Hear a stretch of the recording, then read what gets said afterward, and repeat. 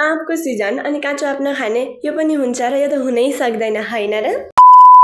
Hello everyone, welcome back to my new mini blog. सबैजना सन्चै हुनुहुन्छ होला। आज चाहिँ मलाई दिवसभरि के दिक्क लागिरहेको थियो अनि के गरम लागिरहेको थियो अनि यस्तो झ्याउ लाग्दो दिन पनि थियो नि त। अनि त्यही माथि यस्तो अल्छी पनि लागिरहेको थियो अनि मैले सोचेँ जाम आँप खान भनेर। अनि आँप भने त म त गएँ लुखुर आँप बारीतिर। आँप त यति टाढा थियो कि टिप्न नसक्ने भयो। अनि त्यही पनि बल्ल तल्ल पारेर 2 दाना टिपेँ। अनि आँप भने चाहिँ म जस्तो हुरुक्क हुने को हुनुहुन्छ भन्नुहोस् ल। मलाई त लास्ट कि आँप भने त तिनी काँचो आँप त हाय अनि मैले काँचो आँप खाने भनेर त मेरो त खुसीको सीमा नै थिएन कि। अनि मैले त एकदम खुसी थिएँ कि काँचो आँप खान्छु भनेर। कोलाई हुन्छ यस्तो। अनि चाहिँ मैले नुन सुन पिने। अब नुन पनि सिलौटोमा पिने क्या। अनि नुन सुन पिनेर फेरि मलाई नुनको बास्ना चाहिँ एकदम मनपर्छ कि। अनि चाहिँ म अब यसलाई काट्छु।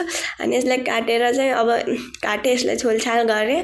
अनि मैले पिनेको त्यो हरियो नुनहरू मिसाएँ अनि यसलाई मोलमाल गरेँ। अनि मेरो त मुखमा पानी आइसकेको थियो क्या। अनि चाहिँ मैले खाएँ होइन। मैले चाहिँ आधा खाइसकेर भिडियो बनाएँ। मैले भिडियो बनाउनु बिर्सिहालेँ कि। अनि पछि आधा खाइसकेँ अनि भिडियो बनाएको थिएँ नि। अलि बनाइदिन्छु भनेर बनाएँ। यस्तो मिठो भएको थियो नि। सो गाइज होइन, मेरो त मुखमा अहिले नि पानी आइरहेछ।